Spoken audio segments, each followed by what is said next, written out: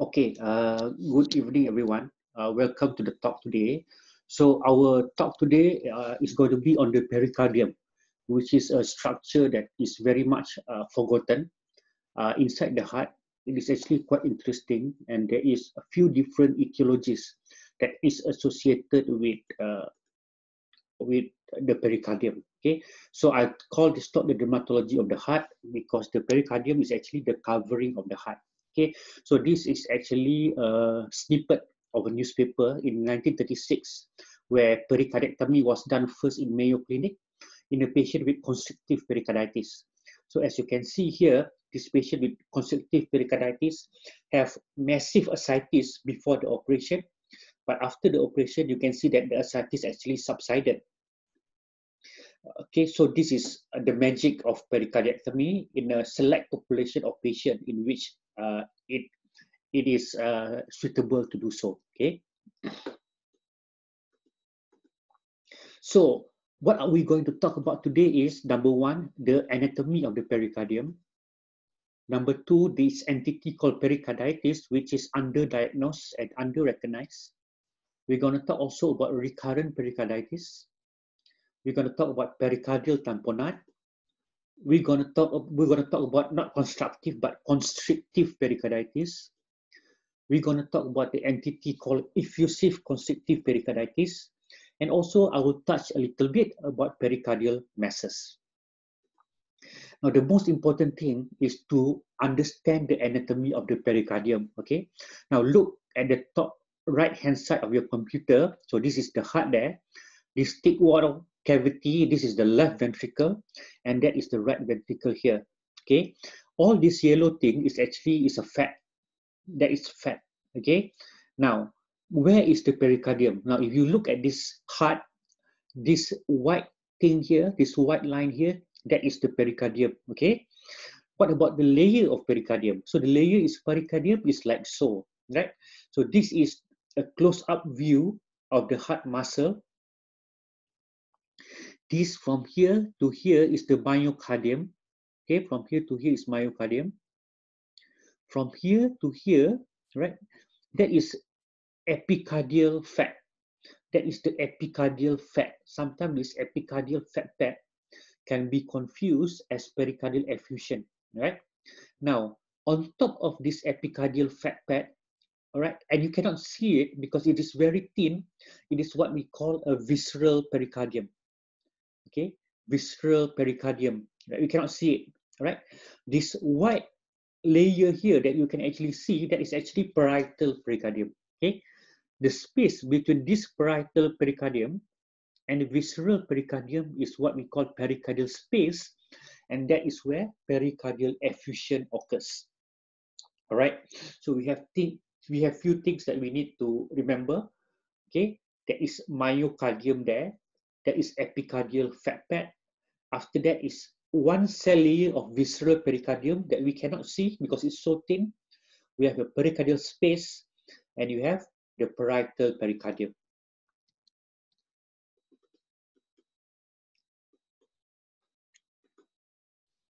This epicardial fat pad is often brighter than the myocardium and tend to move together with the heart. That's how sometimes we can differentiate epicardial fat pad with, for example, clot or pericardial effusion. Fat pad usually brighter than pericardial effusion, and the fat pad will actually move together with the myocardium. Okay, so don't confuse that. Here I again show you on the slides the epicardial fat, the pericardial fat pad.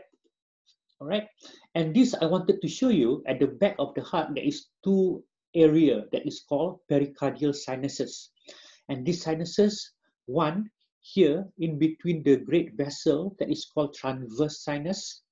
Okay, and the other one between the pulmonary vein and the left atrium, that is what called an oblique sinus. Okay, but the important thing about understanding the sinus is that the sinus is actually the place where the pericardium folds into itself. Therefore, there is a space there that you might confuse as pericardial effusion, but it is not. It's just a pericardial sinus. And the place normally you see this, if you do transthoracic echo at parasternal long axis view, it at the side of the aorta. So usually you will see transverse sinus at the side of the aorta, between aorta and pulmonary vein, and you might confuse that with pericardial effusion. That is not, that is pericardial sinus. So you have to remember the two types of pericardial sinus, the transverse sinus and also the oblique sinus. So this is just an echocardiogram for you to see. This is parasternal long axis view. So where is pericardial effusion and where is pleural effusion? Okay, so that's the left atrium there, left ventricle, ascending aorta, and the right ventricle. Okay, now if you see a hypoechoic area and you can see the tail, and the tail actually go anterior to descending aorta like this, that is actually pericardial effusion. Okay, pleural effusion wouldn't go anterior to descending aorta like that. You can see again this lucency that go here and go anterior to descending aorta. That is pericardial effusion. This, on the other hand, is pleural effusion. And what kind of pleural effusion is this? Now, because this pleural effusion is adjacent to the left ventricle here, so this is left-sided pleural effusion. Okay, if the pleural effusion is on this side, it will be right-sided pleural effusion. Now, this is how you see. In a rare occasion in which you have left ventricle collapse, you can see left ventricular collapse from this parasternal long axis view here. All right. Now, I wanted to show you a subcostal view here of the right ventricle and left ventricle. I just wanted to show you again so that you understand the position of the layer of the heart. Just at the end here is the RV myocardium, which is the heart muscles of the right ventricle. Here, what you see from here to there, that is an epicardial fat pad. This is an epicardial fat pad that should move with the heart. Okay. Now, on top of this epicardial fat pad, which is usually a single layer that you cannot see here, that is the visceral pericardium. And that you see there is parietal pericardium, and that is a little bit of pleural effusion. Okay, one more time. That is the myocardium there. Okay, that is an epicardial fat pad. On top of epicardial fat pad is the visceral pericardium. That is a pericardial effusion, and that is a parietal pericardium. And you can have a pericardial fat pad on top of parietal pericardium. So I hope for you to remember that. Okay, just wanted to show you, on the slide, visceral pericardium and also parietal pericardium there. This is again a diagram of the pericardium. I just wanted for you to remember. So what happened is the muscle of the heart actually attached very tightly to that visceral pericardium. Okay, very tightly. So what happened when we do pericardiectomy in patient with constrictive pericarditis? We actually strip the pericardium from the heart. Now, because this visceral pericardium actually attached very tightly to the myocardial muscle, you have high risk of bleeding. Okay? Therefore, from long time ago until now, the operative mortality for pericardiectomy haven't changed. So the operative mortality stay at about 6%. This is important if you see your patient with constrictive pericarditis and you want to recommend pericardiectomy. One, it is not a risk-free operation. Okay.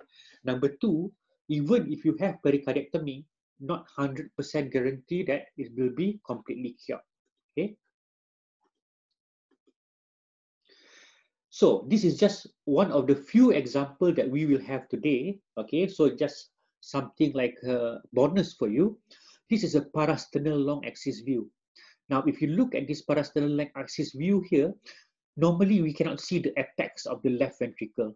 All right, but now in the parasternal long axis view, we can see the apex of the left ventricle. So what is this? Okay, look at the next video. Okay, you can see this is an apical four-chamber view. So that's the left atrium, left ventricle, and right ventricle. You can see that the left ventricle is actually pointing towards the right side of the screen like that. It looks a little bit like a teardrop shape, like again a normal apical four-chamber view. So whenever you see someone on a parasternal long axis view and you can see the apex, And in apical four-chamber view, you can see this teardrop left ventricle like this. Always think about congenital absence of pericardium, or the patient have had pericardiectomy. So whenever you no longer have pericardium, this is how it looks like. Okay, people with congenital absence of pericardium, they actually live just normally like other people. So therefore, it is possible to do pericardiectomy without affecting the function of the heart. Okay, this is an example of congenital absence of pericardium. If you've never seen it, this is how it looks like. Okay, teardrop shape of the left ventricle, and this is congenital absence of left pericardium. Let's look at hemodynamics of the pericardium. So again, I tell you, visceral pericardium is a single cell layer, and normally you cannot see it unless the patient develop abnormal pericardial thickness or calcification. Parietal pericardium is about 2 millimeter thick, so you can see parietal pericardium, especially if you look at CT scan. We have a normal pericardial fluid at about 50 cc. So a very small amount of pericardial fluid is normal. And remember that in a pregnant patient, a small amount of pericardial effusion is also normal. Intrapericardial pressure on expiration is negative 3 millimeter mercury, and intrapericardial pressure on inspiration is negative 6 millimeter mercury. Now, this intrapericardial pressure, okay, in the absence of pericardial tamponade or constrictive pericarditis, is the same as your intracardiac pressure. Okay, this theory of intracardiac and intrathoracic pressure is very important for us to understand the hemodynamics of pericardium. So I will talk about it a little bit later. So when you see on your echocardiogram less than 1 centimeter pericardial effusion, you usually have less than 300 cc of fluid inside your pericardium.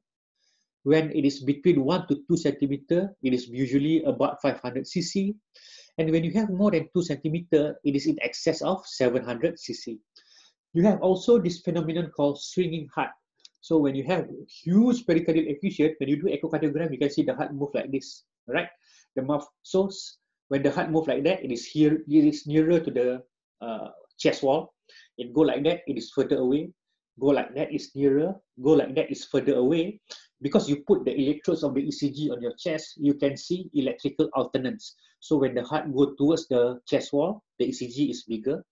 When the heart goes away from the chest wall, the ECG is smaller. So that is a basis of electrical alternance. All right, guys. Okay. So these slides and the next slides and the next slides after that is 3 of the most important slides in this presentation. Okay. We wanted to know the difference in physiology between the normal heart, patients with pericardial tamponade, and patients with effusive constrictive pericarditis and constrictive pericarditis. Okay. Now, patient with effusive constrictive pericarditis and constrictive pericarditis, usually the hemodynamic is similar, except that patient with effusive constrictive pericarditis, they actually have pericardial effusion. All right. So what is the difference between patient with normal heart and pericardial tamponade? So I just wanted to show you the list here. So I will go through the list first, and then after that we will discuss one by one. Okay. So on the left side is normal heart.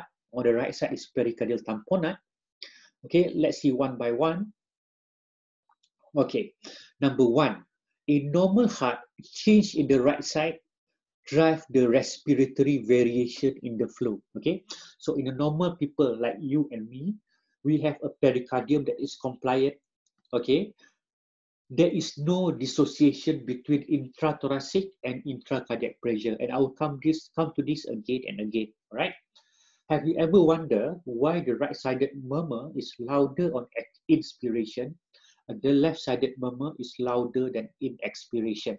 Okay, this is because the variation of flow during your respiration. In a normal heart, okay, you have 3 pressure that you need to consider. One is the intracardiac pressure. This is the pressure inside your heart. One is intrathoracic pressure. This is pressure inside your lung and pulmonary vein. Okay, and this actually connect to the left side of your heart. Okay, so you have intrathoracic and intracardiac that is connected on the left side of the heart. The right side of the heart, you have intracardiac. However, the one that is connected to the right is superior vena cava and inferior vena cava. We call that extrathoracic pressure. All right. So on the right side, extrathoracic pressure is connecting to the heart. On the left side is intrathoracic pressure that is connecting to the heart. Now, in normal respiration, as you inspire, the intrathoracic pressure will come down. Because your pericardium is normal, it allows the transmission of pressure. Therefore, the intracardiac pressure will also come down. Okay. Now, when you expire, as the intrathoracic pressure go up, the intracardiac pressure will also go up. When you inspire, the intrathoracic pressure go down, your intracardiac pressure also will go down. So in normal respiration, on the left side of the heart, the gradient between the pulmonary vein and the left side of the heart stay the same in respiratory cycle. Doesn't matter in inspiration or expiration, it stay the same. However, on the right side of the heart, as you breathe in, the intracardiac pressure go down, but the extrathoracic pressure doesn't change. So you can see the gradient is bigger. Okay. Now, as you expire, the intracardiac pressure go up, but the intrathoracic pressure doesn't change. So the gradient become smaller. All right. So in a normal people, as you inspire, the gradient between the extrathoracic pressure and the intracardiac pressure on the right side become higher. Therefore, there is more flow on the right side, pushing the interventricular septum slightly towards the left side. Why on this slightly? Because your pericardium is compliant and it can still expand outwards. Okay? And vice versa, on expiration, as your intracardiac pressure on the right side go up, the extrathoracic pressure doesn't change, the gradient also smaller. So on expiration, there is less flow on the right side. The septum is pulled towards the right side slightly, and there is more flow towards the left side. That's why on inspiration, the flow on the right side is higher. On expiration, the flow on the left side is higher. This is because the change in gradient on the right side of the heart in patient with normal heart. Okay, this is as opposed to patient with pericardial tamponade or constrictive pericarditis. In this situation, there is dissociation of intrathoracic and intracardiac pressure.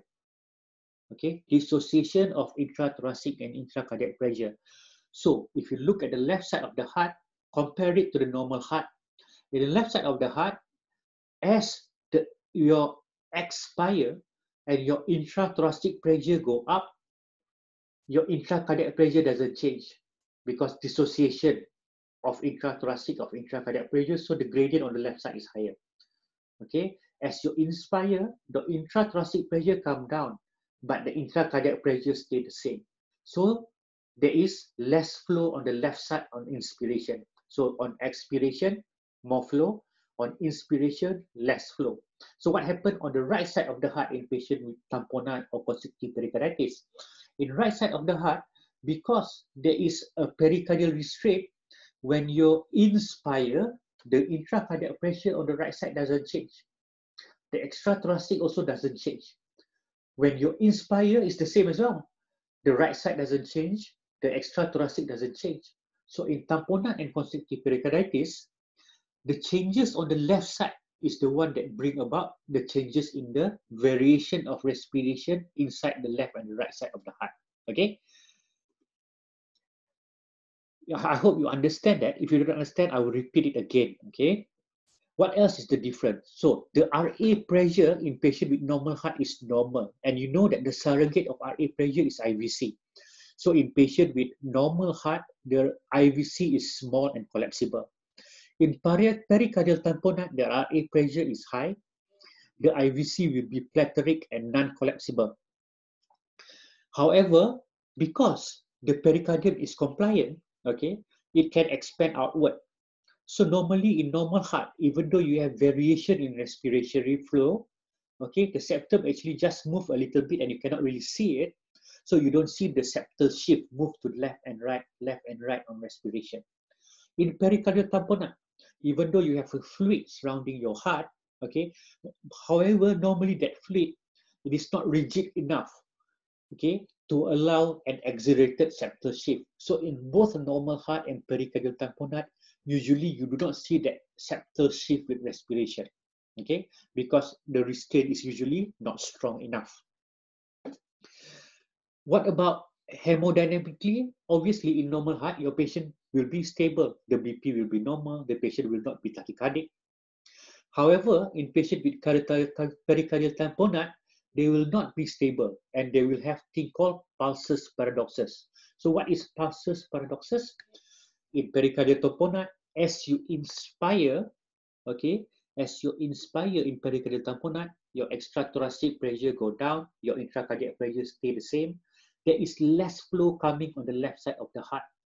When there is less flow coming on the left side of the heart, couple that with a little bit of restraint from pericardial fluid. So what happened? There is less flow on the left side. When there is less flow on the left side, the blood pressure come down on inspiration. So that is pulsus paradoxus, in which in inspiration, the blood pressure actually come down more than 10 millimeter mercury. Okay. What about if you have a catheter and you put it inside the left ventricle and right ventricle? What is the difference in the normal heart compared to pericardial tamponade? Normally, it is the same, i.e., when you inspire, both your left side and right side heart, the pressure come down. When you expire, in both of the time, the pressure actually is supposed to go up, both in patient with normal heart and patient with pericardial tamponade.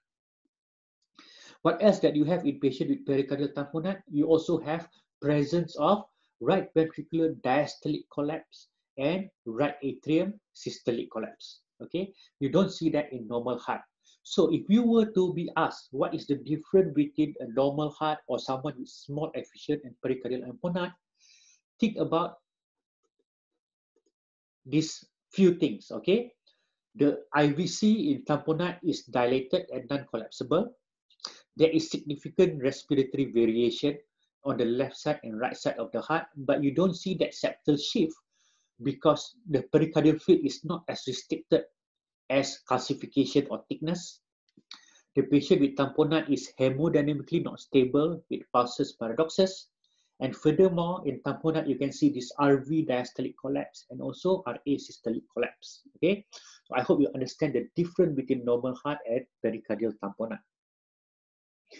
Now, the second thing that we want to learn is what is the difference between pericardial tamponade and also effusive constrictive pericarditis. Okay, so for example, if you see someone with pericardial effusion, okay, can you tell whether this patient only have pericardial tamponade or does this patient also have effusive constrictive pericarditis? What do I mean by effusive constrictive pericarditis? I mean that in a patient with pericardial effusion, even after you tap the patient, the RA pressure keep elevated. And you will see after you tap the patient, the changes consistent with constrictive pericarditis. In fact, even before tapping, you can tell whether the patient have only pericardial tamponade or effusive constrictive pericarditis. What is the main difference between tamponade and effusive constrictive pericarditis? Number one, okay, both have exaggerated respiratory variation. However, in effusive constrictive pericarditis, the pericardium is more rigid. Now, because the pericardium is more rigid, there is increased interventricular dependence in effusive constrictive pericarditis, i.e., the septal actually shift with respiration in effusive constrictive pericarditis. That's number one. Number two, there is a compensatory, because in constrictive pericarditis and effusive constrictive pericarditis, the pericardium is restricted in terms of their movement laterally, though they cannot do like that. Now, because they cannot do like that, they have to compensate like that. So therefore, the velocity of the tissue Doppler actually increase in patient with effusive constrictive pericarditis compared to pericardial tamponade. Okay, so that is two of the main features to differentiate them in terms of hemodynamic. However, we go through one by one. Both tamponade and effusive constrictive pericarditis have respiratory variation in flow, more on inspiration on the right side, more on expiration on the left side. Both can have chamber collapse. However, in tamponade, the RA pressure will normalize after tapping. In effusive constrictive pericarditis, the pressure keep elevated even after pericardial tapping. That's number one. In both of these situations, the left heart drives the changes of the respiration on the right side of the heart. In effusive constrictive pericarditis, it's also the same because of the presence of the thickness around the heart. Okay. However, in pericardial tamponade, because fluid is not as restrictive as calcified pericardium, there usually is no exaggerated interventricular dependence.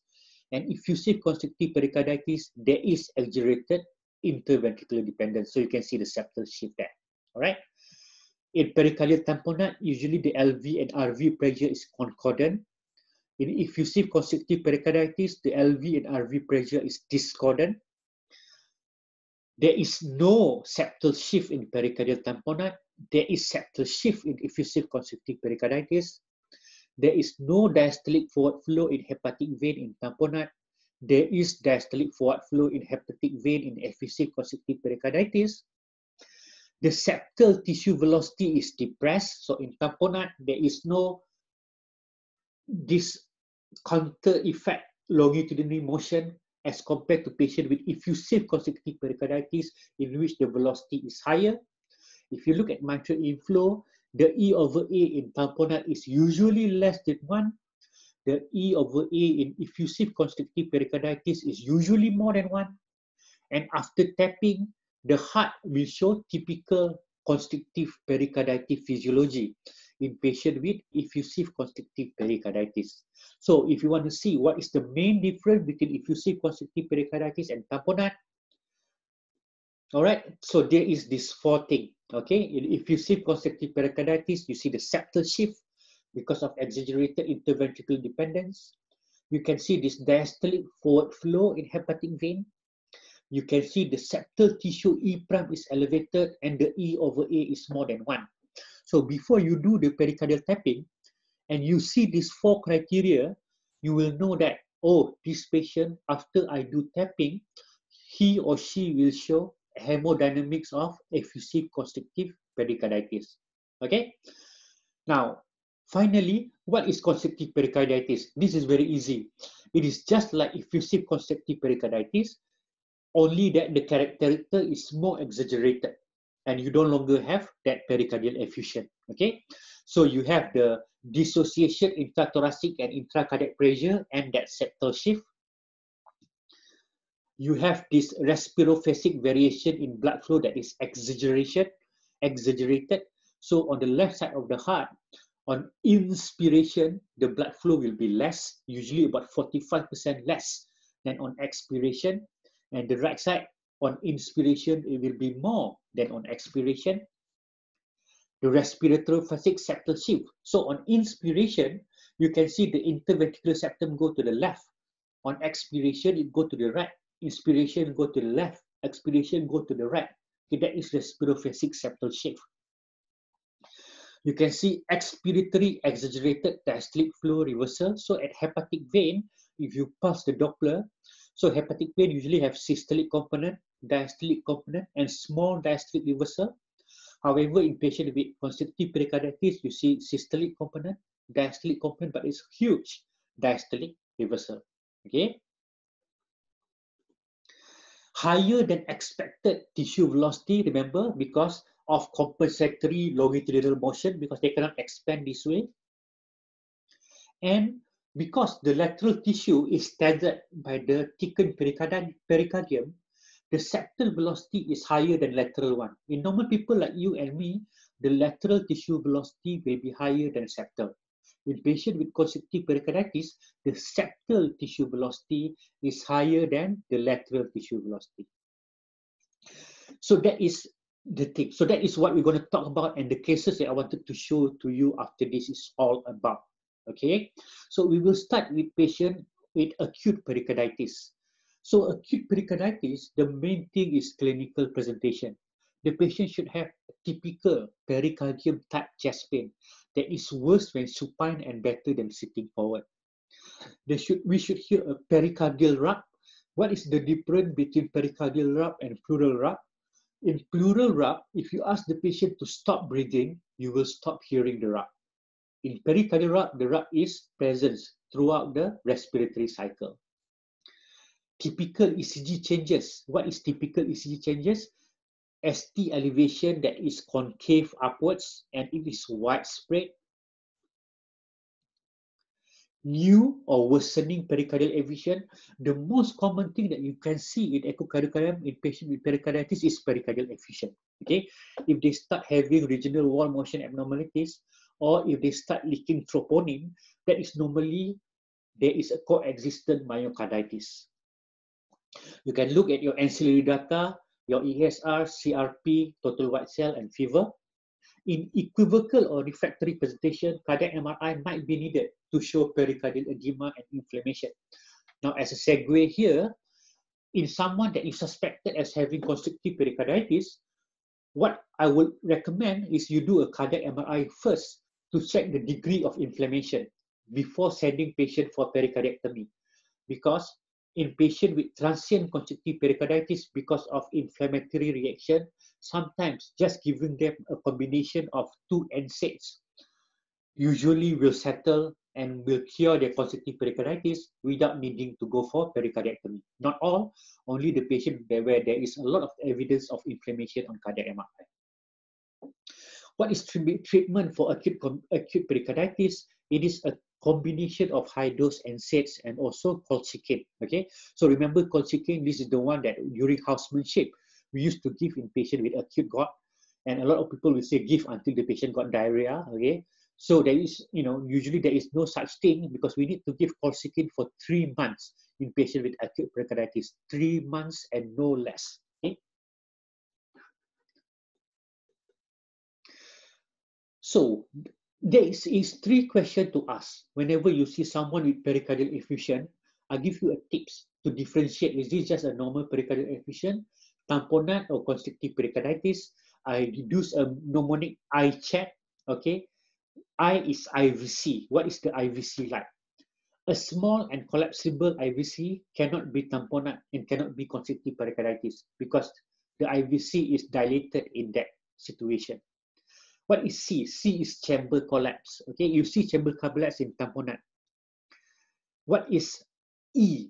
E is exaggerated respiratory variation that you see both in tamponade and constrictive pericarditis.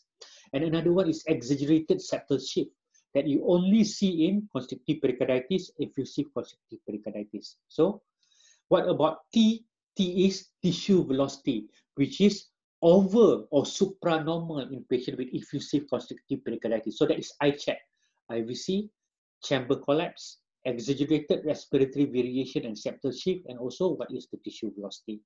Right?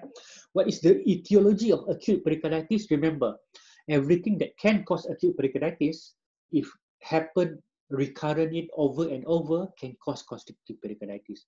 So it can be idiopathic or viral. So even COVID-19 can cause pericarditis. Bacterial, tuberculosis.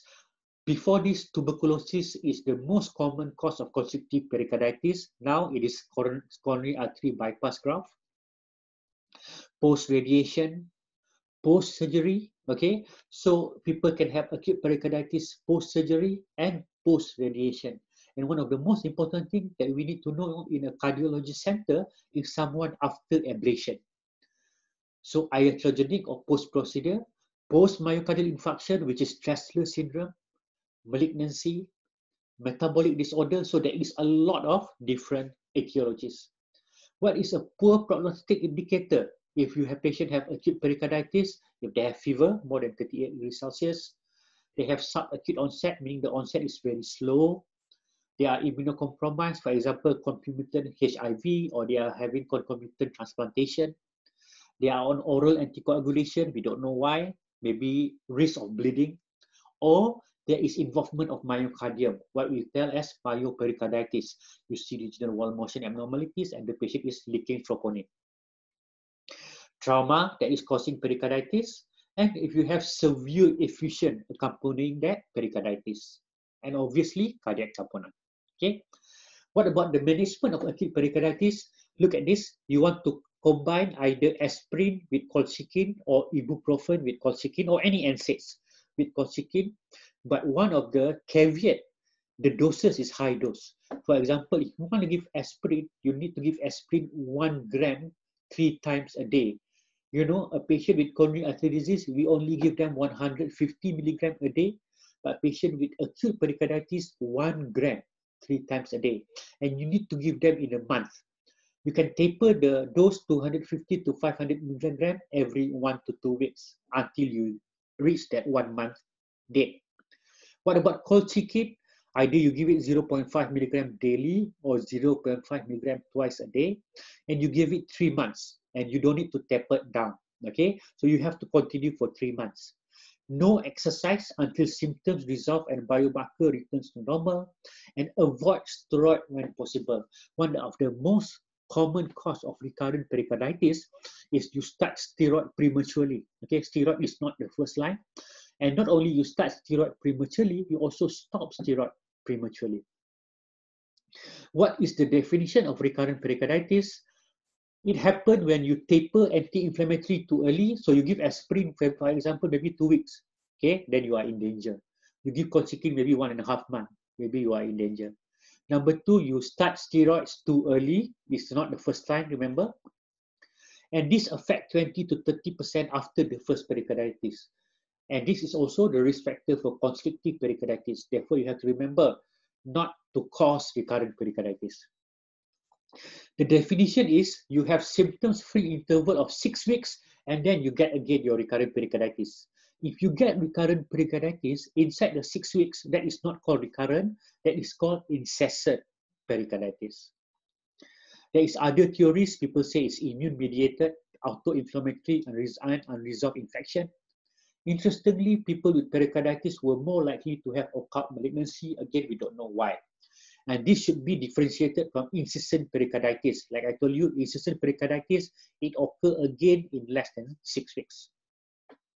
So this is just an algorithm. Remember, your first line is any NSAIDs plus colchicine for 3 months, NSAID for a month. Only if the patient is not responding to this or they are allergic to this, then you give them steroids. Okay. If the patient still have recurrent pericarditis, you can give them another course of this therapy. Okay. If they still have it, then you can think of some other more high intensity treatments such as immunoglobulin, such as biologics, such as anakinra. And still, if you have recurrent pericarditis that really you cannot control, the last method is doing pericardectomy. Okay, we are not talking about constrictive pericarditis now. So this is the therapy. So the reason I show this just for you, you know the dose and how to taper. So you can just record this schedule. And this is how to taper your steroid dose. Remember not to taper very quickly, right? So let's look at cases, okay? Now we have a post-chemotherapy lady with worsening dyspnea. She has stage 4 lung cancer and she has localized pericardial effusion. So just wanted you to familiarize with subcostal 4-chamber view. So that is left atrium here, left ventricle here, right atrium there, and right ventricle there. And there is loculated pericardial effusion there, okay?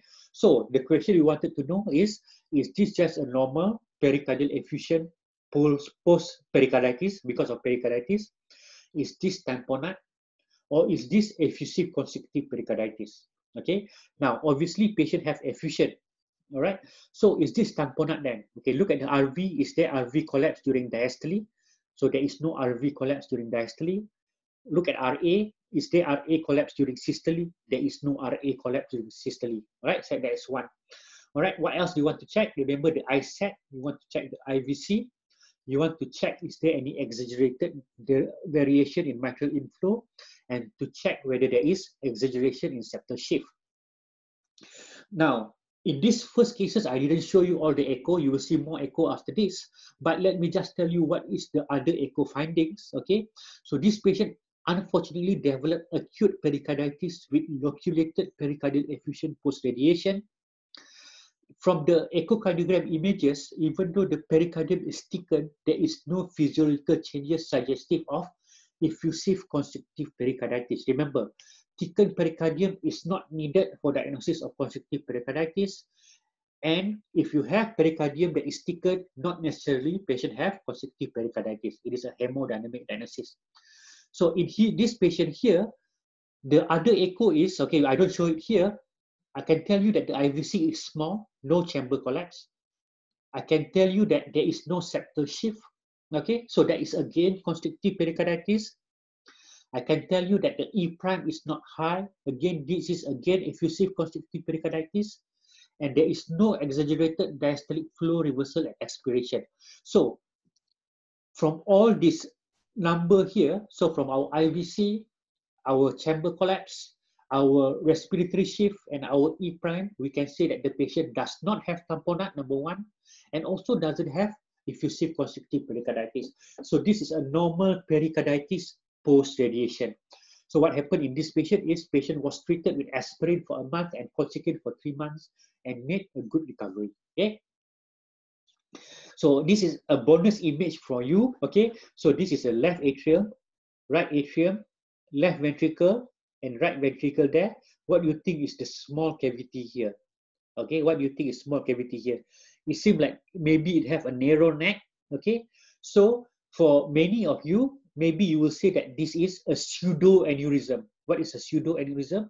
It is a contained myocardial structure with a small neck. Okay. However, someone with a pseudoaneurysm should have a flow going in and going out, what I call a through and forward and backward flow. Okay, I will show you more of this when we talk about complication of myocardial infarction in the next talk. All right. So what we're going to do next in this patient. So what is that? So what we do is we put a color Doppler, okay, and when we put a color Doppler, we can see that the Doppler doesn't go inside this cavity here. It doesn't go in and out, okay. So is that pseudoaneurysm? No, because if you have pseudoaneurysm, it should communicate. Now let's say again you still are not convinced, you put an ultrasound contrast. What is ultrasound contrast? Contrast is a micro bubble that can cross the pulmonary circulation into the left side of the heart. As you can see, there's bubble on the right side of the heart, bubble on the left side of the heart, but you can see that there is no bubble inside the cavity. So there is no communication between the left ventricle and the cavity. So what is your diagnosis now? So after do all the investigation, you can tell that the diagnosis is actually just a loculated pericardial effusion that masquerade as a pseudoaneurysm. Okay, this is not pseudoaneurysm, that is a loculated pericardial effusion. Okay. Now, look at case number 2. We have a 36-year-old lady that complained of exertional chest pain. The chest pain is sharp in nature and worsened by lying down. Sounds like pericarditis now. She undergo exercise stress echo and developed widespread concave ST depression with PR depression. Okay, typical of acute pericarditis. So this is an echocardiogram of the patient. So what happened is this echocardiogram developed when the patient go for exercise stress echocardiogram. Okay, what you can see in this echocardiogram, you can see that the ejection fraction is normal, and you can see that there is no regional wall motion abnormalities. Okay, there is no regional wall motion abnormalities. However, what you can see is a small pericardial effusion here. So this is a 2-chamber view. So this is the inferior wall here, and you can see there's a lot of pericardial effusion in that inferior wall there. Okay. What about this? This is long axis view. As you can see, there is also pericardial effusion there, right? So this echocardiogram shows normal response to exercise without regional wall motion abnormalities. However, you can see small pericardial effusion at the inferolateral wall and also at the inferior wall. CT coronary was normal because we always want to rule out coronary artery disease. So what happened? So this is patient that present with chest pain that is typical of pericardial pain, ECG that is typical, echo that is normal, except for small amount of pericardial effusion. That is another example of someone with acute pericarditis. So this patient will start a normal regime of colchicine and aspirin. This is case 3 of our patient. This is a 46-year-old woman with recurrent pericarditis. So we have to ask ourselves, what is the reason patient have recurrent pericarditis? She was treated with steroids initially. However, the steroid was stopped abruptly. she now presented again with chest pain, and the next echo was done. Okay, so what is this Doppler tracing shows? Okay, this is actually a superior vena cava flow. So this is the flow of blood from superior vena cava into the right atrium. Okay, now what you can see here, you can see that during inspiration, so this is the inspiration, you can see that there is more flow into the right side of the heart. During expiration, you can see that there is less flow on the right side of the heart. Inspiration, more flow. Expiration, less flow on the right side of the heart. Okay, so I wanted to ask you a question. Is this likely to be a normal heart, or is this likely to be someone with constrictive pericarditis? Okay, I give you 2 seconds to think. All right, so let's look at this other echo for the patient. This is a parasternal long axis view. You can see that the ejection fraction is normal. What you can see here? You can see here a small pericardial effusion at the posterior wall. You can actually see the small pericardial effusion at the RV wall here. Okay. Now, try to look whether there's any septal shift with respiration. Okay. Is there any movement of the septum towards the right side on expiration and towards the left side on inspiration? Okay. And look at this apical 4-chamber view. So there is moderate size pericardial effusion here. All right. Again, is there any septal shift for us to make our decision? Is this, okay, number 1, let us decide, is this pericardial tamponade or not? Okay, I will tell you that the IVC is normal. So I, the IVC is normal. C, chamber collapse. Is there chamber collapse or not? Okay, now we can see from here, there is no chamber collapse. That is number 2. All right. Number 3 is exaggerated septal shift. Okay, let's see. Okay, you tell me whether there is any exaggerated septal shift or not. The movement left, right on respiration. So in this patient, there is no exaggerated septal shift. Okay, I didn't do tissue Doppler, and let's say the tissue Doppler is not high. Right, so just by using that 4 parameters, you can see that this is not pericardial tamponade. This is also not constrictive pericarditis. And of course, the other trick, okay, is this. This is what I wanted to show you. Because in right side you have variation, meaning that this is a normal physiological respiration. Why? Because in normal respiration, the right side is the one that drives the changes in the heart. So if you see changes in the right side of the heart, so that means that the left side doesn't change. So that is a normal type of respiration, not constrictive pericarditis and not tamponade. Okay, so this is someone with just a normal acute pericarditis, all right, and recurrent. So you need to treat and try to find a reason why the patient have recurrent pericarditis. But this is not tamponade. This is not effusive constrictive pericarditis. Okay, so I hope I have shown you the concept behind this. All right. So what is the finding? There is no exaggerated respiratory variation. So this is not tamponade. There is no exaggerated shift. So this is not constrictive pericarditis. There is no chamber collapse to suggest pericardial tamponade. I wanted to show you normal variation on the right side of the heart. Okay, so there is change on the right side of the heart that drive the changes on the left and right side, but there is no changes in the left side. Okay, because the right side, that is the driving pressure of the different inflow. Right, so this is a patient with a typical recurrent pericarditis due to early withdrawal of steroids. Okay, now if you still don't understand, please ask in the chat. I will try to explain as long as I could during the question and answer session. Okay, so just to show you a cartoon here of what do I mean by dissociated intrathoracic and intracardiac pressure. Okay, so I just put all the animation first. Okay. Okay, this is my own animation. Okay, so it's very basic. All right. So what happened during inspiration? The intrathoracic pressure come down. So the red flow here is intrathoracic pressure. So this outside here is intrathoracic pressure. It come down, but because of the pericardial fluid, okay, so the intracardiac pressure stay the same. Okay. The gradient between pulmonary veins, so the gradient between the intrathoracic and intracardiac pressure go down. Because this is down, this is the same, so the gradient will go down. When the gradient go down, there is less flow on the left side.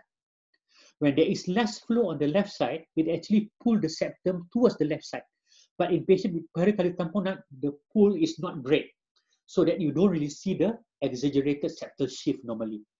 When the septal is pushed towards the left side, there is more flow on the right side. Okay, when there is more flow on the right side, all right, and also you know that in patient with pericardial tamponade, they have pulsus paradoxus. So because of on inspiration, there is less flow on the left side, there is less cardiac output on the left side, therefore the blood pressure is come down precipitously, more than 10 millimeter mercury on inspiration in patient with tamponade. There is pulsus paradoxus. Okay, so again, there is dissociation intrathoracic and intracardiac pressure. On inspiration, the intrathoracic come down, the intracardiac stays the same, so less flow here, less flow here, less flow go up, therefore pulsus paradoxus. Less flow go here, the septal is pulled toward this side, and there is more flow here. Okay. However, the gradient during respiratory between the intracardiac and extrathoracic pressure does not change in patient with tamponade or patient with constrictive pericarditis. You can also see an early diastolic collapse and early systolic collapse of the right atrium. So the RV is early diastolic collapse, the RA is systolic collapse. All right. If you do an M-mode, so the advantage of M-mode, it is have higher temporal resolution. What is temporal resolution? It is how smooth you see the movement of certain object. Okay, so maybe in 2D you can see about maybe 60 hertz, 60 times per second. In M-mode you can see about 1,500 to 1,800 hertz. So it's very, very fast. So it's very good to see movement. So in this situation, as you can see here, all right, you can see early diastolic collapse of the right ventricle. So this is end diastole here. This line here is end systole. You can see that during early diastole, there is diastolic collapse of the right ventricle. Okay. Now, in this situation, even though the patient only have pericardial tamponade, the restriction is great enough. You can see also septal shift. All right. During expiration, there is more flow on the left side of the heart. So that is the left side of the heart. It pushed the interventricular septum to the right side of the heart. Okay, you can see that the septum is pushed towards the right side of heart. All right. Expiration, the RV is small. During inspiration, there is more flow going on the right side of the heart. Okay, so the RV is big. So during expiration, the interventricular septum go towards this side. During inspiration, the interventricular septum go towards that side. So that is septal shift. Usually in tamponade, we don't see it. Okay, usually we see it in constrictive pericarditis. So this is the caveat here. The septal shift is minimal in tamponade as the pericardial restraint is not as great as in constrictive pericarditis. Let's look at case number 4. We have 58 years old lady with shortness of breath for investigation. Blood pressure remains pulsus paradoxus, so we are worried. We know patient with normal small pericardial effusion don't have pulsus paradoxus. The patient have history of systemic lupus erythematosus. The patient is tachycardia and appear anxious. So this is the echocardiogram of the patient, right? So remember, what is the question that you wanted to ask? Is this just a normal pericardial effusion? Is this just pericardial tamponade? Or is this effusive constrictive pericarditis? Okay, so when we look at our echocardiogram here, okay, let's see whether the patient have RV collapse. From here, it is not obvious whether the patient have RV or RA collapse. Okay, not very obvious. We want to look at IVC, and we also want to look at septal shift. Do you think there is exaggerated septal shift with respiration? Looking at here, I don't see any obvious septal shift with respiration. So I'm erring more towards tamponade rather than effusive constrictive pericarditis. Okay, you can see the heart is swinging. So this might be the cause of electrical alternance in ECG, right? However, I do not see any exaggerated septal shift. So that is one thing against effusive constrictive pericarditis. I do an E prime, the E prime is not high. The E prime is 6 centimeter per second. That is again something that is against effusive constrictive pericarditis. Look at this. This is the most beautiful image of diastolic RV collapse and systolic RA collapse. Okay, I just wanted to show you again. Okay, that is a diastolic RV collapse. So at every diastole, the RV collapse. And this is systolic RA collapse. Okay, that is the most beautiful picture of RV and RA collapse you can see. Okay, so now you have RA and RV collapse. you have quite big pericardial effusion, you have E prime that is not high. So all now points towards pericardial tamponade. Okay, and I just wanted to add that IVC is dilated and not collapsible. Okay, look at the Doppler here. Okay, now this is Doppler across the aortic valve, and you can see that during inspiration, the flow across aortic valve actually come down.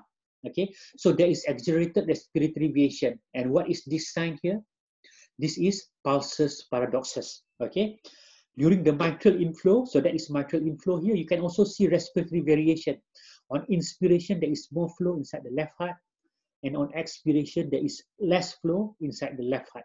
Okay, so you have exaggerated respiratory variation. All right, so let's summarize what we have on this patient. Okay, in this patient, we have IVC that is dilated and not collapsible. We have presence of chamber collapse. We have respiratory variation, but we do not have septal shift. We do not have high E prime. So this is someone with just pericardial tamponade, not effusive constrictive pericarditis. Okay, if you tap this patient, the echo finding will then normalize. All right. However, I just wanted to tell you, if let's say you have someone with chronic pulmonary hypertension or someone with chronic COPD, they might have a big right ventricle hypertrophy. Therefore, they might not have chamber collapse, even if they have pericardial tamponade. Okay, they might not have chamber collapse because the chamber that is collapsing might not be on the right side, and also might be on the left side. So bear that in mind. This is a subcostal view of someone with right ventricular hypertrophy. That is no chamber collapse and a big right ventricle. And also short axis view, you can see that the right ventricle, for some reason, even with a big pericardial effusion, the right ventricle is not collapsing, okay, because of right ventricular hypertrophy. So I hope you understand, okay, that is pericardial tamponade there. So I've talked to you about acute pericarditis, I've talked to you about pericardial tamponade, right? Now let's talk about effusive constrictive pericarditis. So this is a pattern with pericardial effusion, patient with pericardial effusion. However, if after pericardial tapping, the RA pressure is still elevated, okay? What happened is, after the tapping, the patient will show a frank changes of constrictive pericarditis. What can we see before tapping? As I said before, you can even see the CP physiology even before tapping. All right, so basically the patient will show signs of constrictive pericarditis even before tapping, such as A, they will have exaggerated septal shift, B, they will have high E prime, C, and this is special, patient with effusive constrictive pericarditis, the E over A will be more than 1. Tamponade, usually E over A is less than 1. And also in patient with constrictive pericarditis, you have a diastolic forward flow in hepatic vein. Okay, let's look at case number 5 here. We have a patient that came in with ascites and pedal edema. He denies any chest pain and only have minimal dyspnea on exertion. He had history of bypass 10 years ago. Remember that bypass is the commonest reason of constrictive pericarditis in this day and age. Look at this echocardiogram here. I'm sure that you can see this is IVC. What do you think about the IVC? You can see that at sniff, the IVC is not collapsible and the IVC is dilated. So that is something that must tell you this is not a normal pericardial effusion. Okay, something else is going on. Now look at the echocardiogram. I have draw the left ventricle and right ventricle. Okay, I just wanted to see the interventricular septum here. Now look at the interventricular septum here. Okay, right. I want you to tell me, is there any septal shift or not? Okay, is there any septal shift? What do I mean by septal shift? On inspiration, septum is going towards here. On expiration, septum is going towards there. All right. Now, if let's say I show you a line here. Okay, can you see the septal shift now? Okay, see the septum, expiration, inspiration, expiration, expiration, inspiration, expiration, inspiration, expiration, inspiration. Can you see the septum going there and there? Okay, one more time. I show you the septum going there, going to the right side again, going to the right side, going to the right side again. You can see that there is an exaggerated septal shift. So IVC is dilated, you see an exaggerated septal shift. Still not convinced? Okay, look at the short axis view. Do you think the patient have exaggerated septal variation? All right, still not convinced? I put a line there. Okay, what do you think?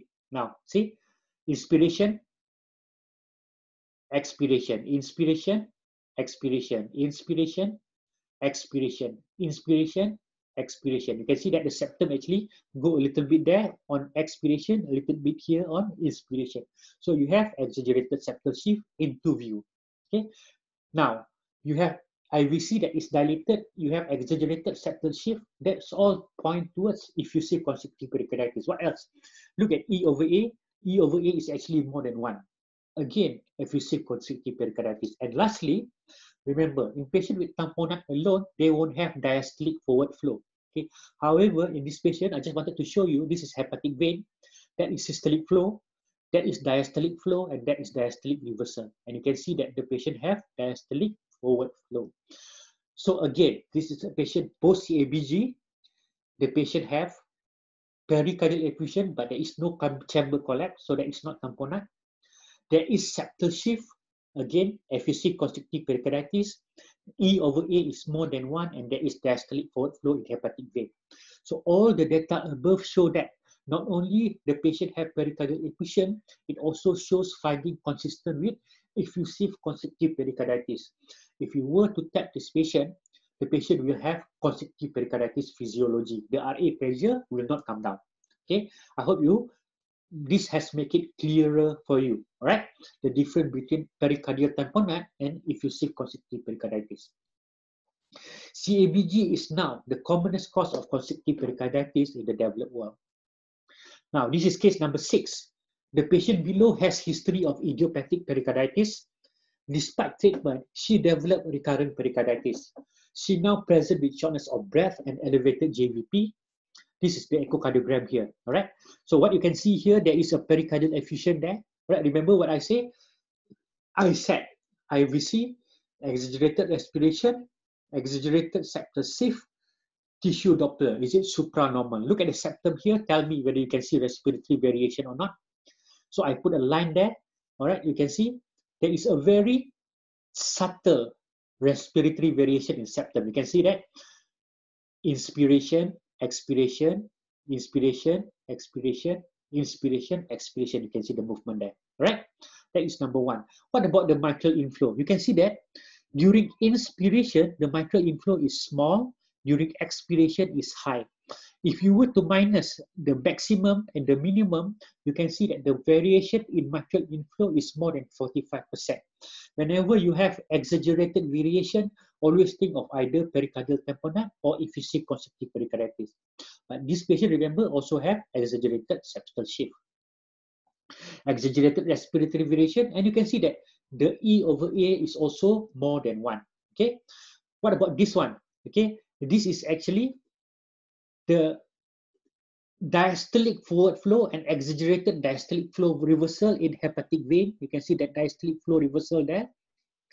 So systolic, diastolic, so there is diastolic forward flow. This cannot be tamponade. This is actually your SVC flow, and you can see that the SVC flow compared to the initial case, patient with acute pericarditis, what happened to the SVC flow?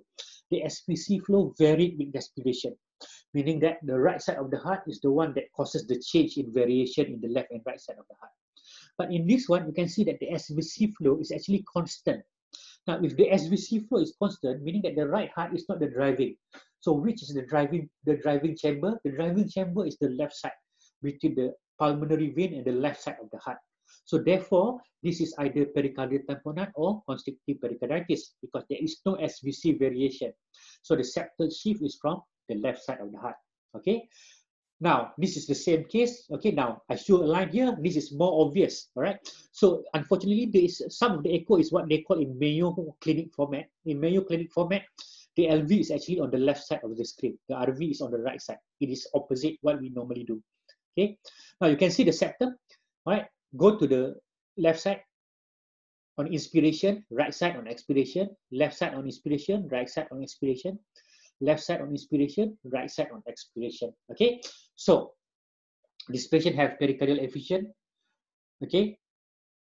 we want to ask, is this tamponade or effusive constrictive pericarditis? Okay, we see there is respiratory variation, but there is no chamber collapse, so that is against tamponade. And you can see the respirophasic septal shift, that is also against tamponade. And you can see a diastolic forward flow, that is also against tamponade. The E over A is more than 1. So all this again shows the diagnosis of effusive constrictive pericarditis. So there's another effusive constrictive pericarditis for you, all right? So now we go to the last part. Okay, we have gone to acute pericarditis, we have gone to pericardial tamponade, we have gone to effusive constrictive pericarditis. Now we're going to go into constrictive pericarditis. So constrictive is basically the same with effusive constrictive pericarditis without pericardial effusion. However, the changes are more exaggerated. There is 2 types. We have a transient one. This is the one that I asked you to do MRI to see signs of inflammation before you send the patient for pericardiectomy. And there is also chronic constrictive pericarditis that actually need pericardiectomy. So the causes of constrictive pericarditis, just like I mentioned before, so bypass, radiation, and idiopathic. Usually radiation have the worst prognosis, all right? You have dissociated intrathoracic and intracardiac pressure and exaggerated interventricular dependence because of the calcified pericardium. You have exaggerated respiratory variation in blood flow. You have respirophasic septal shift. You got expiratory exaggeration, diastolic flow reversal. You have higher than expected tissue velocity. This is called annulus paradoxus. Someone that comes to you for heart failure, you will expect their E prime, the tissue velocity, to be low. But in patient with constrictive pericarditis, the tissue velocity is high. So that is paradoxical. That's why we call it annulus paradoxus. And lastly, it is called annulus reversus. In normal people, lateral velocity is higher than septal velocity. In patient with constrictive pericarditis, the septal velocity is higher than lateral velocity because the lateral part of the heart muscle is tethered to the pericardium. That is annulus reversus. When patients come to you with constrictive pericarditis, what is their signs and symptoms? They can have right heart failure, they can have ascites, they can have edema, they can have abdominal pain. Never forget constrictive pericarditis. They can have JVP elevation with Kussmaul sign. What is Kussmaul sign? Kussmaul sign is as you inspire, the JVP go up. That is Kussmaul sign. Why? In patients with constrictive pericarditis, because they have fluid in their abdomen, when their breath hit, their intra-abdominal pressure go up. Because the intra-abdominal pressure go up, it pushes blood in the IVC into the right atrium. Now, the right atrium is already in the high pressure. As the IVC flow towards the right atrium, the blood flow backwards from the right atrium into the SVC and into the jugular vein, causing increase in JVP on inspiration. All right. If you look at the right atrial waveform, you can see a rapid X wave, rapid X descent. This is X descent here. What is X descent? X is atrial relaxation at the beginning of systole. The atrial relax at the beginning of left ventricular systole. That is X descent. What about Y descent? So this is a particular characteristic of constrictive pericarditis because the left ventricle is so restricted. Once the mitral valve open, the blood flow from the left atrium to left ventricle so rapidly, okay, because of the rigid pericardium. So therefore, this Y descent is actually the conduit when the blood flow from the left atrium to the left ventricle. So patients with constrictive pericarditis have a very steep Y descent. The steep Y descent can also give a sound called pericardial knock or S3. So whenever patients are talking about S3, S3 is the pericardial knock or the rapid Y descent. Now, have you ever seen a rapid X and Y descent? Maybe this is the first time you see it. You can see this is the JVP, rapid X descent, rapid Y, rapid X, rapid Y, rapid X, rapid Y, rapid X, rapid Y. Okay, one more time. You see that Y is sharper than X, Y, Y, X, Y, X, Y, X, Y, X, Y. Okay, so this is a rapid X and Y descent. Okay, I hope you can see that rapid X and Y. Okay, I found this very interesting. And one is another thing that I want to show you is a Kussmaul sign. Look at this patient JVP. Whenever she inspire, okay, that is expiration, inspiration, expiration, inspiration, expiration, inspiration. You can see on inspiration, the JVP actually go up. So that is Kussmaul sign that we see in constrictive pericarditis. Rapid X and Y descent in Kussmaul sign. You will never forget after you see this video. Okay. Now, the problem with constrictive pericarditis, when we look at traditional imaging and hemodynamic, or we see the patient have, even if you have X cell classification on chest X-ray, even if you have pericardial classification is non-CT, that is not necessarily constrictive pericarditis. That is not diagnostic. We diagnose it with echocardiogram. Okay. Even if you have increased pericardial thickness, that is also not diagnostic. What about hemodynamics? Okay. When we do right heart catheterization, they say it's a gold standard for constrictive pericarditis. It is not. Okay.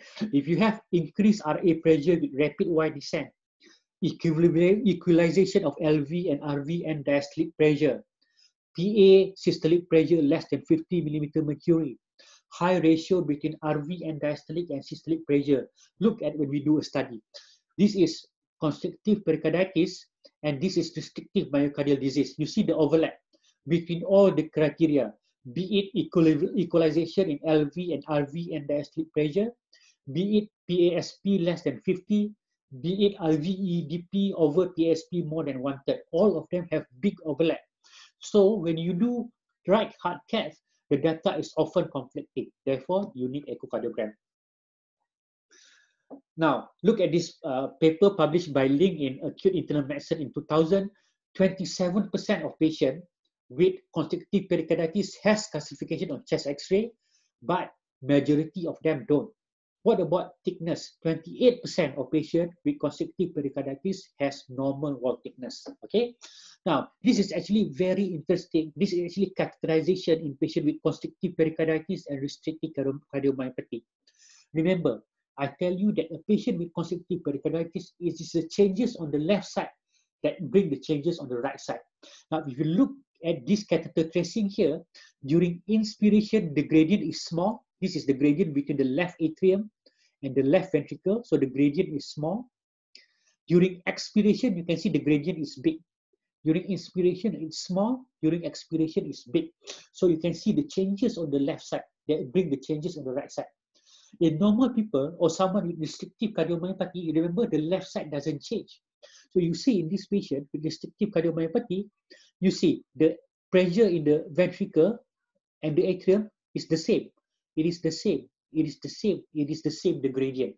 So not the left side that bring the right. The right side is actually that bring the changes in patient with restrictive cardiomyopathy or patient that have normal respiration. Okay. This is actually a study that is done in Mayo Clinic. At the time, I think Jo did the echo and Nishimura did the catheterization. You can see that in catheterization lab, you can see that the LV pressure go up on inspiration and go down on LV pressure go up on expiration and go down on inspiration. You can also see that the mitral inflow go up on expiration and go down on inspiration. So in 1994, Jo used this as a diagnostic criteria of constrictive pericarditis, the abnormal septal motion, the exaggerated variation, so the mitral more than 25%, tricuspid more than 45%, and this hepatic vein diastolic flow reversal with expiration. So in expiration, you have this exaggerated diastolic flow reversal. Okay. So this is what I tell you about the E prime. Okay. So in patient with constrictive pericarditis, because they cannot go like that, they have to overcome with a longitudinal velocity that is higher than normal.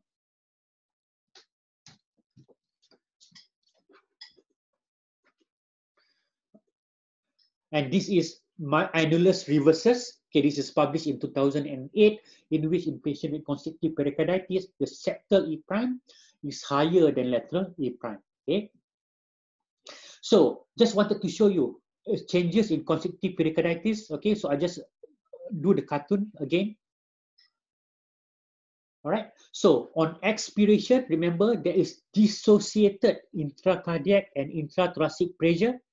On expiration, the pressure inside the thorax go up. However, the pressure inside the heart doesn't change. So the gradient will go up. So on expiration, the gradient between this and this go up. There is more flow coming here. However, on expiration, this intracardiac and extrathoracic, the SVC and IVC pressure doesn't change. So the gradient here doesn't change, only the gradient here that's changed. So when expiration, the gradient increase, there is more flow here, the blood push the septum on the right side, and then there is less flow here. On inspiration, this come down, this stay the same, there is less flow here, septum is pulled toward this side, and there is more flow there. Therefore, you see the septal shape. On expiration, there is more flow here, the septum is pushed toward there. The blood backflow into the hepatic vein. Therefore, you see the exaggerated expiratory diastolic reversal in patient on hepatic vein in patient with constrictive pericarditis. This is heart, and this is pericardium that restrict the lateral movement of the heart. However, when we see patient with constrictive pericarditis, because they cannot expand laterally, they compensate with longitudinal expansion. So, in patient with constrictive pericarditis, the E prime is supranormal, hence annulus paradoxus, and also the septal is E prime is higher than lateral E prime, that is annulus reversals. Okay. If you were to put catheter in the left ventricle and right ventricle at the same time, you will see that patient with constrictive pericarditis, the pressure go in opposite way. As the pressure in the left side go up, the pressure on the right side go down, and vice versa. You can see here, on inspiration, the LV pressure come down, but the RV pressure go up. On expiration, the LV pressure go up, the RV pressure go down. In people like you and me, or people with restrictive cardiomyopathy, the LV and RV will go along the same way. Okay. What about survival? If you do pericardiectomy, the 30-day mortality is about 5.2%. So it is not great, okay, but it is acceptable. What about according to etiology? So we know that idiopathic constrictive pericarditis have the best survival. Post-operation, like post-CABG, is second best, and those with radiation have really, really bad survival. Okay, and also the E prime, all of them has E prime that is supranormal, but those post-radiation have lower E prime than patient on cardiac surgery, and those with cardiac surgery has lower E prime than those with idiopathic constrictive pericarditis. All right. So this is a suggested algorithm to diagnose constrictive pericarditis. Look at IVC. Remember the AICET. If the IVC is small and collapsible, it is unlikely to be constrictive pericarditis. Remember the E over A that is more than 1 is a hallmark of constrictive pericarditis. And then look at septal shift with respiration. So whenever I see that septal shift with respiration, I straight away think of constrictive pericarditis. That septal shift with respiration coupled with supranormal tissue velocity and expiratory diastolic reversal, straight away I diagnose constrictive pericarditis.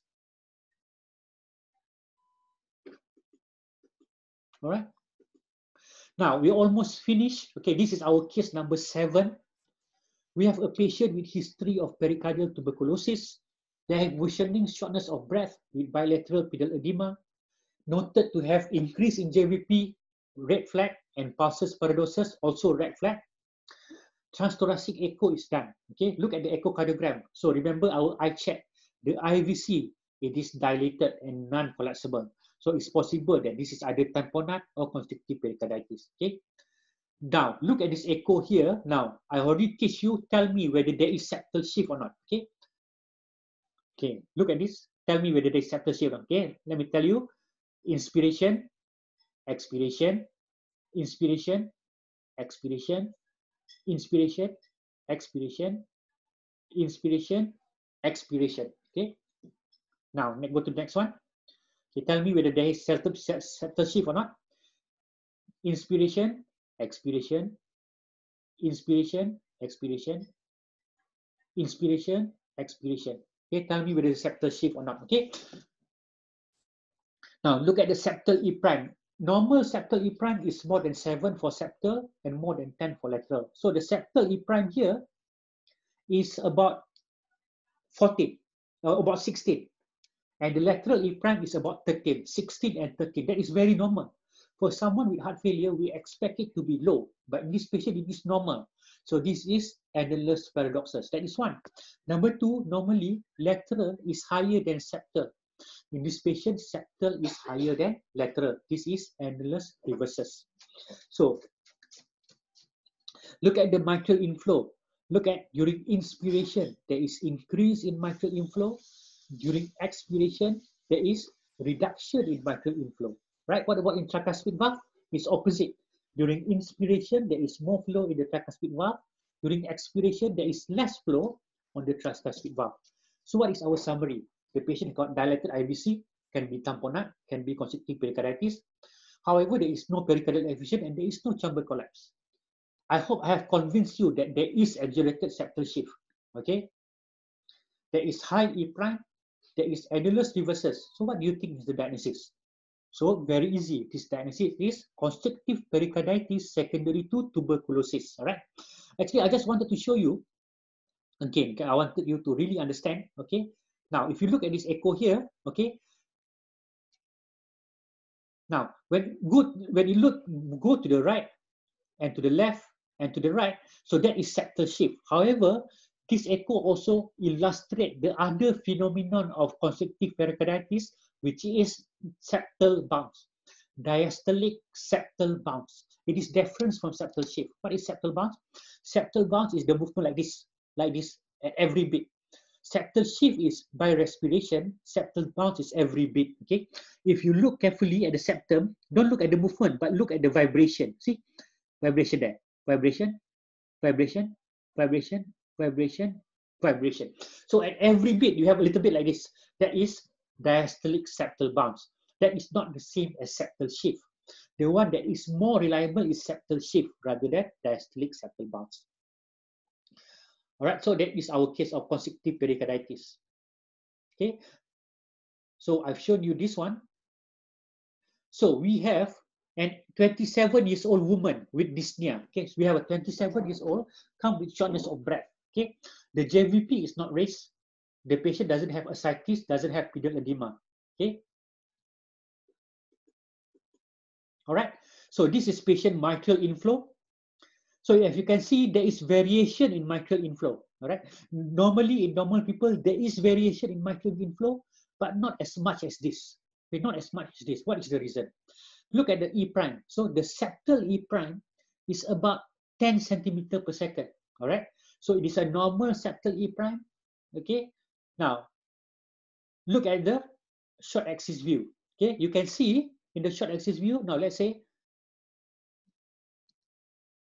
you can see there is a little bit of septal shift. So on expiration, the septum go there. On inspiration, it go the other way. On expiration, it go the other way. You can also see in this M mode, you can see that during expiration, okay, this is interventricular septum, all right. So what happened is during inspiration, the interventricular septum is actually shift towards that side. During expiration, it shift towards this side. Inspiration, it shift towards that side. So you do have septal shift in this patient. Okay, so you have variation in respiration. You have exaggerated septal shift. Is this constrictive pericarditis or not? All right. However, look at the IVC. The IVC is small and collapsible. That is against constrictive pericarditis. And look at hepatic vein. Okay, there is no exaggerated diastolic flow reversal. What is happening here? A patient with dyspnea, okay, there is exaggerated variation in mitral inflow. The tissue E prime is normal, okay. There is septal shift on respiration, okay. The interventricular septum actually move consistently with exaggerated interventricular septal shift. However, the IVC is collapsible and there is no expiratory diastolic reversal in the hepatic vein. Now, the red flag here is, number one, IVC is small and collapsible. Number two, no exaggerated diastolic reversal in expiration. Okay. Number three is the JVP is not raised. Now, one other thing that can mimic constrictive pericarditis is someone that have labored respiratory effort. For example, someone with severe asthma or COPD, they will breathe like this. So when you breathe like that's what happened. Rather than exaggerated respiratory variation because of pericardial constraint, now you have exaggerated respiratory variation because you are breathing like this. So when you breathe like that, you have exaggerated respiratory variation and you have that septal shift. but that is not because of constrictive pericarditis. So remember, if someone presented and you think of constrictive pericarditis and you see the septal shift, just check again whether the IVC is collapsible or not. Just check whether the hepatic vein is normal or not. And more importantly, check whether there is clinical finding that is consistent with constrictive pericarditis, or whether this is just asthma, COPD, or someone with labored breathing. Okay, so the IVC is small and collapsible, and there is no expiratory diastolic flow reversal. So what will you do next for this patient? So what I do is we check the SVC flow. Remember, in patient with severe COPD or severe asthma, what do you expect? You expect the right side of the heart to drive the changes on the left side. So you do the SVC should get very, very, very much. So if you see in this patient, during inspiration, the flow is very high, but during expiration, the flow is very little. Inspiration is very high, expiration is very little, right? So what's happening here? So this patient, the flow on the right side, because the exaggerated respiratory effort is the one that is mimicking constrictive pericarditis. All right? In patient with constriction, because the left side is the one that caused the changes in the right side, the vein, the superior vena cava changes should be constant. There shouldn't be exaggerated changes. So like this. So this here is constriction, and this here is someone with exaggerated respiratory effort, right? Case, this is the penultimate, second last case. Can you guess the diagnosis? We have an 88-year-old man with history of malignancy, come with history of heart failure. In echo, septal E prime is 12 and lateral E prime is 10. So what is this? Annulus reversus. Look at the echocardiogram here. Okay, what do you want to see in echocardiogram? Okay, septal shift, tissue Doppler. All right. So what about the septum? Okay, there is septal shift here. Look at this carefully. You can see inspiration, expiration, inspiration, expiration. All right. Now, if you cannot see that, use M-mode to your advantage. All right. You know what happened during expiration. So during expiration, more flow. You can see that very, very subtly during expiration, the interventricular septum go a little bit towards the right ventricle. During inspiration, you can see that the interventricular septum goes slightly towards the left ventricle. During expiration, slightly going towards the right ventricle. During inspiration, slightly going towards left ventricle. So there is exaggerated interventricular dependence. Whenever you have exaggerated interventricular dependence, it is constrictive pericarditis until proven otherwise. Just make sure your patient doesn't have asthma or COPD and they are not have labored respiratory effort because of that. What about when you do hepatic vein? You can see that when you do hepatic vein, this is inspiration and there is expiration. You can see during inspiration, the reversal is small. When expiration, it becomes bigger and bigger. So this is exaggerated expiratory diastolic reversal of the hepatic vein. Okay. Now look at this. This is the apical 4-chamber view of the same patient. Okay. Now I can show you more clearly the septal shift. Okay. Right. There's septal shift there. You can see the septal shift during inspiration and expiration. All right. You can even see here. Here it's even better. All right. Inspiration, expiration, inspiration, expiration, inspiration, expiration. So there is septal shift. So this is someone with, you can see there is exaggerated septal shift. So this is someone with pericardial mesothelioma. And the echocardiogram is consistent with constrictive pericarditis. Okay. Now I just wanted to show you there. If you never saw pericardial mesothelioma, I see whether I have it here. Okay. Now you see this, something that is invading on the top and the apical place here, right? See that there is abnormal mass there. So that is pericardial mesothelioma. Okay. Right. So this patient have pericardial mesothelioma causing constrictive pericarditis. Right. This is case last. We have 27-year-old man with fatigue and dyspnea. Look at this. This patient have quite a big pericardial effusion. Okay. Now the patient then underwent pericardial window when the RA pressure keep elevated. So whenever see someone with pericardial effusion, is this tamponade? Now we see this patient doesn't have collapse of the chamber. All right.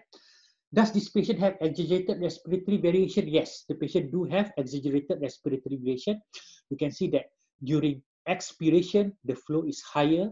During inspiration, the flow is lower. So there is exaggerated respiratory variation. However, you can see also that the E prime is high. So this patient have annulus paradoxus. And the mitral E prime seems high. I think the septal should be lower. So there is also annulus reversus. So you have someone with septal shift. You have someone with exaggerated variation in mitral inflow. You have someone with annulus paradoxus and annulus reversus. And you have someone with, you see during expiration here, there is exaggerated diastolic flow reversal. On inspiration, the diastolic flow reversal is small. It is small. During expiration, it is very big, and it is very big. So what is your answer? So your answer is, for this patient, the patient have pericardial effusion. After tapping, it goes with this physiology. So this patient have effusive constrictive pericarditis. All right. So this you can see in the short axis view, there is exaggerated interventricular dependent. You can see septal shift here. And this patient also, you can see septal bounce. You can see also that is IVC that is dilated and plethoric. And again, you can see this during inspiration, the interventricular septum go nearer to the left ventricle because there is more flow on the right ventricle. During expiration, the interventricular septum go more towards the right ventricle. During expiration, the interventricular septum go towards the left. Expiration go towards the right. Okay, so this is another example of effusive constrictive pericarditis. So what happened in effusive constrictive pericarditis? This is pre-tamping. However, post-tapping, you can see that your right atrial pressure is also very high because of constrictive pericarditis. The last one, I'm going to talk about pericardial masses. Pericardial tumor can be benign or malignant, but most of the time it is malignant. Even though people say that the most common tumor of the heart is secondary tumor, most of the tumor is actually inside the pericardium. Therefore, you don't see the big mass very often. Malignant can be primary mesothelioma, like we see before, can be lymphoma, but the most common primary malignant tumor is angiosarcoma, usually at the right side of the heart. It can also be metastasis from lungs and breast and skin. There is benign tumor such as leiomyoma, fibroma, teratoma, and lymphoma. Most common primary benign tumor in adult is myxoma. Second is papillary fibroelastoma. Most common primary tumor in children is rhabdomyoma. There's other findings such as epicardial fat and pericardial cysts. Now, pericardial cysts represent 5 to 7% of all mediastinal tumor. So that's pericardial cyst there. Frequently located at the right costophrenic angle and in only few cases at the left costophrenic, hilum, or superior mediastinum. A loculate pericardial effusion can be confused for pericardial cyst, but the presence of a thin wall separating the cyst from the main pericardial space allows the correct differential diagnosis. CT and MRI offer a more detailed description of localization. Usually, pericardial cysts fail to enhance in contrast imaging with both cardiac CT and MRI. So this is an example of a real cardiac cyst here that I got. Okay, you can see this left atrium, left atrial, right ventricle. That is actually a big pericardial cyst. You know, if the pericardial cyst, if it's not hemodynamically significant, you don't need to do anything. You can just leave it there, right? Okay, this is an example of pericardial mesothelioma that I showed you just now. Cause is unknown, but the prognosis is very poor. Exactly the same as our case just now. You see that? All right. It is most commonly occur in the pleura, peritoneum, and the tunica vaginalis of the testis, and is related to asbestos exposure. All right, guys. I appreciate you staying with me for such a long talk, but I think it's very important for you to understand the disease of the pericardium. So what is the take-home messages? Pericarditis is underdiagnosed, and good clinical history and examination is important to diagnose this entity. The treatment consists of combination of anti-inflammatory therapy for at least 3 months without premature withdrawal. Steroids should only be considered for recurrent or incessant pericarditis, and the tapering down should be done very slowly. Constrictive pericarditis can be transient and respond to anti-inflammatory, especially if CMR shows inflammation. Chronic constrictive pericarditis have signature hemodynamic findings that can be obtained from echocardiography. And most importantly, how to tell whenever you are suspicious, look for whether the patient is stable. Patient with pericardial tamponade usually is not stable. Look for obvious signs of tamponade like chamber collapse or IVC dilatation. If let's say your E/A is more than 1, it's likely to be effusive constrictive pericarditis. We also look at septal shift. The presence of septal shift suggests constrictive pericarditis. The annulus paradoxus or annulus devisus suggests constrictive pericarditis. Look at hepatic vein. Cardiac tamponade don't have diastolic forward flow. Both effusive and constrictive pericarditis have diastolic forward flow. Now, I thank you very much for your attention. Now, I understand that